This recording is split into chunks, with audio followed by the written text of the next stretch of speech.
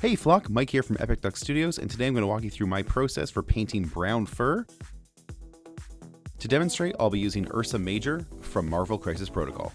For this project, I'll be using 4 colors. I'll be starting with a base coat of Citadel Mournfang Brown, adding a layer of P3 Bogrin Brown, another layer of P3 Rucksack Tan, and then finishing it up with a little bit of P3 Moldy Ochre. To quickly apply the base coat of Mournfang Brown, I'll be using an e.l.f. Cosmetics Eye Crease brush. Now this brush is one of my favorite dry brushes, though I'm not using it for dry brushing here. They run about $2 to $3 a pop at stores like Walmart, so I can pick them up while I'm out grocery shopping.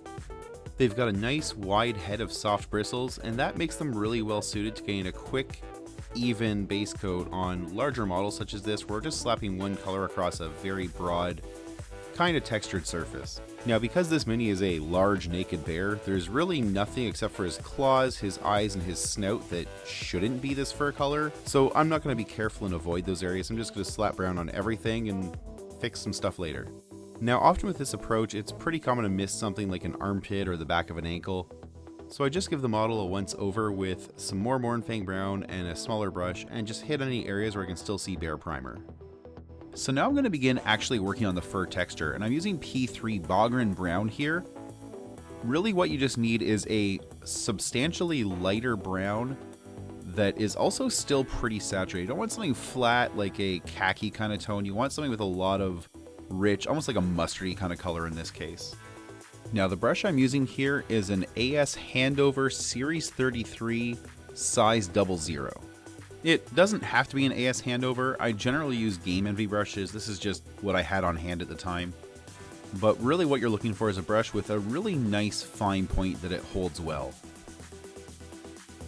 With this being the first color that I'm adding over the base coat, I'm okay if these little furry strokes kind of bleed into each other a little bit.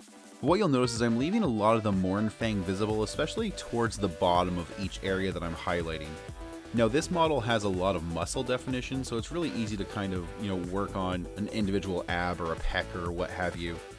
On a shaggier model, you may not have that same opportunity, but you can kind of just break the model up into sort of visible clumps. Usually fur has some sort of layering to it, and you can leave the underside of those layers with the darker colors showing, and you can just sort of work this secondary color into the upper surface. And again, it can kind of blend together. You can see I'm not making a lot of effort to keep every single little brush stroke completely separate from its neighbors.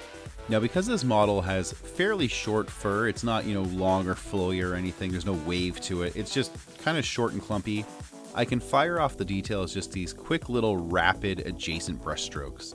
The thing to really keep in mind with these little brush strokes though is the direction the fur would fall in. With short fur, gravity plays less of a role than it would with, longer kind of shaggy fur, but it's pretty easy to kind of point it downward just as a natural direction. Sometimes though you're going to want to take cues from the model, having the fur move away from a part or from a crease in the muscles, things like that. Thankfully there's a nearly infinite number of pictures of animals on the internet, so you can look at lots of dogs, bears, cats, whatever for reference. It's out there. Alright, this bear's starting to look pretty shaggy, but I want to just keep brightening up the fur. I'm going to go next to some P3 Rucksack Tan.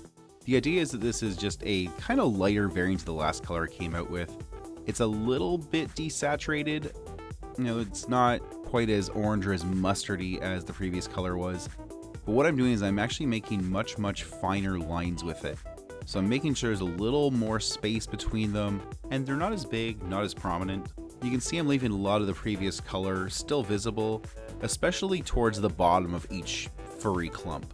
Now, fur on the face is a little bit different. You really want to use these lighter colors to just draw attention to the different shapes of the face, like the fur beneath the eye, the line of the cheek here. And it's worth remembering that there's almost always really short fur on an animal's muzzle. There's a couple exceptions, like dogs like schnauzers, but for example, this bear, my dog's at home, they have very, very short fur on their muzzles, so you really don't have to actually show the fur texture at all. It can just kind of be a solid color. Now finally I'm going to add one more highlight using P3 Moldy Ochre. Now with this being a final highlight, it's not going to go everywhere, and you can see I'm making very, very small brush strokes with it, lots of space between them.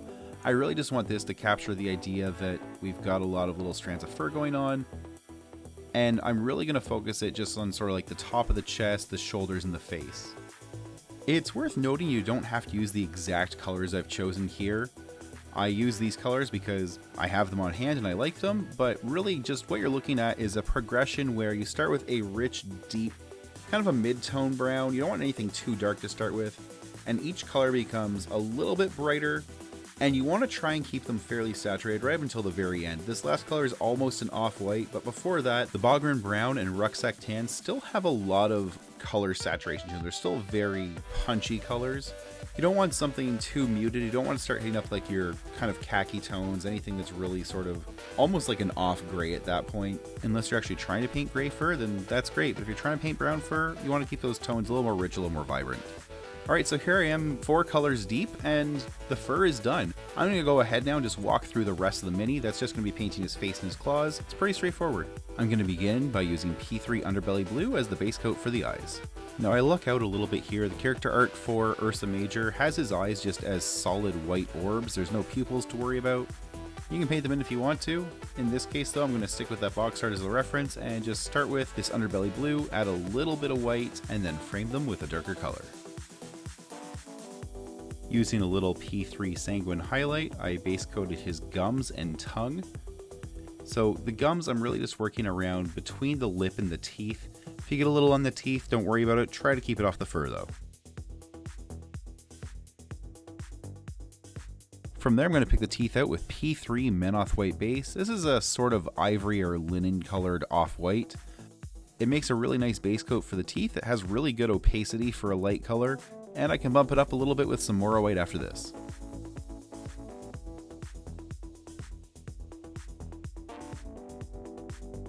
Up next, I'm using P3 Morrow White. If you can't tell by the completely worn off label, I use this color a lot. This is my go-to white for almost everything. Here I'm going to be using it to just add a little bit of brightness to the teeth, and I'll add a very small dot of it to each eye as well.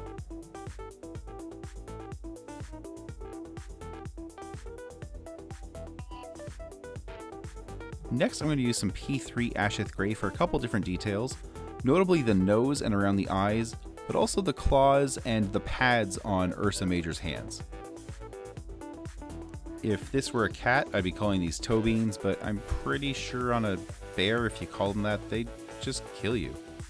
Now when you're painting the nose, it's important to rotate them all around and look at it from different sides, because it does protrude a little bit, and you want to make sure you're not leaving, a brighter spot inside the nostril, anything like that.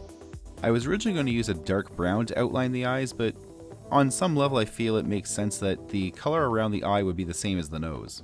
I don't know if that's true or not, but it makes sense to me. Using the same gray, I'm also going to put a base coat on all of the bear's claws. There's 5 on each hand and 4 on each foot. I don't know if that's anatomically correct, but I'm not going to argue with a bear. Switching to a lighter gray, in this case P3 Ironhull Grey, I'm going to add a little highlight to his nose and each of the claws. After that, I created a highlight color for the bear's tongue by mixing a little bit of white in with the P3 Sanguine Highlight from before. After all that, the last thing to do is just throw some paint on the base and paint up the base rim. And there we have it. One incredibly angry walking carpet later, Ursa Major is done and ready for the table. I hope you found this tutorial useful. If you do end up following it, please feel free to tag me and share your work. I'd love to see it. Thanks again for watching, and until next time, do something epic. I just want to take a moment and thank everyone who has supported the creation of this video and many others over the years. My patrons over at patreon.com/epicduck, my Twitch subscribers, and just my loyal fans. There's been a huge outpouring of support, especially for comic style painting, but just everything I do in general. There's people behind me. I can't do this without you. I appreciate it so much. Everyone, your names are all over here. You know who you are. Everyone who's helped make this happen over the years, who's kept food on the table, kept the roof over my head, kept the lights on, kept the stream going. I appreciate each and every single one of you. If you want to join the flock, you can do that at patreon.com/epicduck. $5 a month gets you access to some behind the scenes stuff, gets you the unedited versions of these videos, PDF guides, and my eternal gratitude. Thank you so much.